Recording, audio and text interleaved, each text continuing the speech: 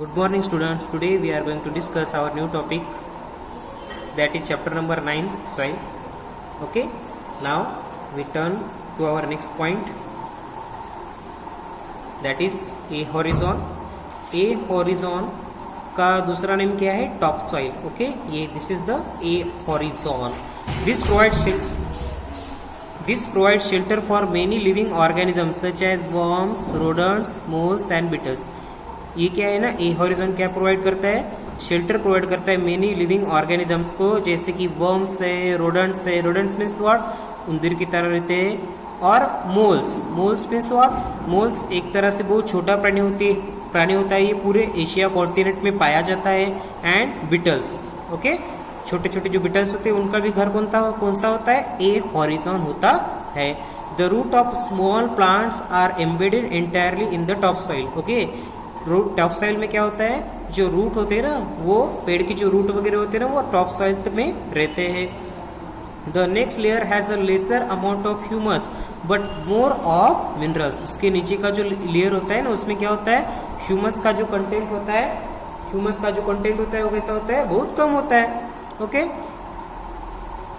But more of minerals. लेकिन B horizon में minerals जो होते हैं ना, खनिजे, उनका जो कंटेंट होता है वो बहुत ज्यादा होता है. This layer is generally harder and more compact. ये जो लेयर होता है बी हॉरिजॉन, ये कैसा? बहुत ही हार्ड होता है ये. ठीक है, कॉम्पैक्ट होता है. कॉम्पैक्ट का अर्थ क्या होता है? घट्ट. मीन्स वहां पे जो मिट्टी होती है, वहां पे जो पत्थर होते हैं वो एक दूसरे के बहुत पास होते हैं. उनके बीच में जो स्पेस होते हैं ना, वो बहुत कम होती है पत्थरों और मिट्टी के बीच में. And is called the B horizon. और उसको क्या कहा जाता है? उसको कहा जाता है बी हॉरिजॉन. और the middle layer. B horizon का दूसरा नाम क्या है? Middle layer. The third layer is the C horizon which is made up of small lumps. उसके नीचे का जो लेयर होता है उसको क्या कहते हैं? सी हॉरिजॉन होता है, जो जिसमें क्या होता है? लम्स होता है. लम्स का अर्थ होता है ढेकुल, जिसको हम कहते हैं ढेकुल. Lumps of rocks with cracks and crevices, जिसमें बहुत सारे छोटे बड़े पत्थर होते हैं इसी लेयर में, और उनके बीच में क्या होता है? दरारें होती है. ओके, बिलो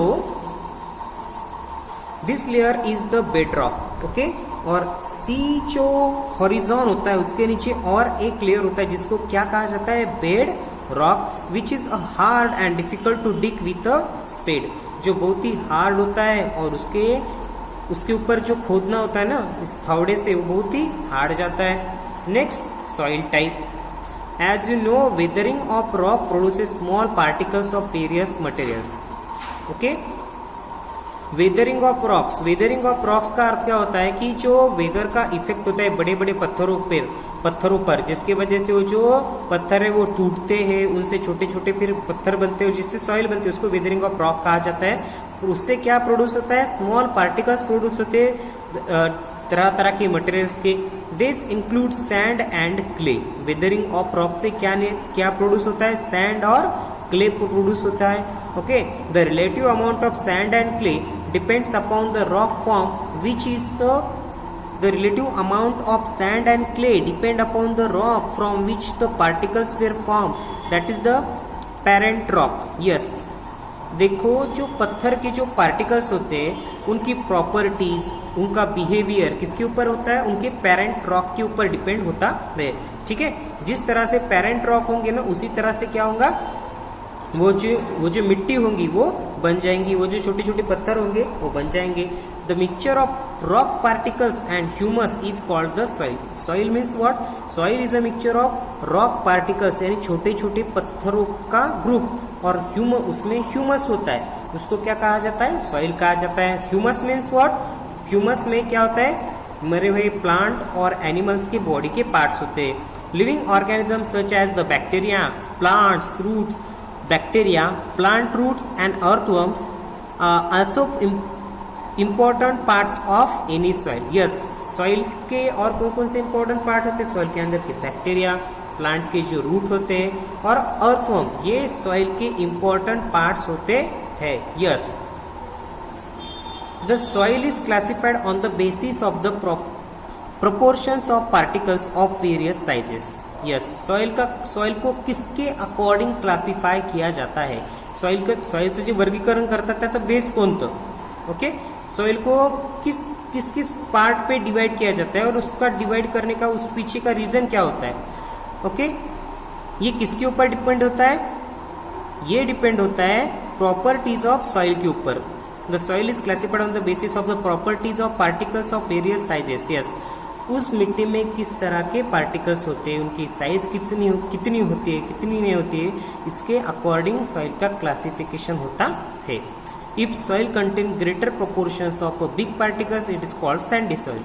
अगर किसी सॉइल में जो बड़े बड़े पार्टिकल्स होते हैं, ओके, बड़े बड़े जो यस मिट्टी के जो पार्टिकल्स होते हैं वो बड़े बड़े होते हैं समझो, हाँ, उसमें अगर बड़े बड़े ये होते हैं समझो, जिसको हम कहते हैं स्टोन होते हैं, तो उसको सैंडी सॉइल कहा जाता है।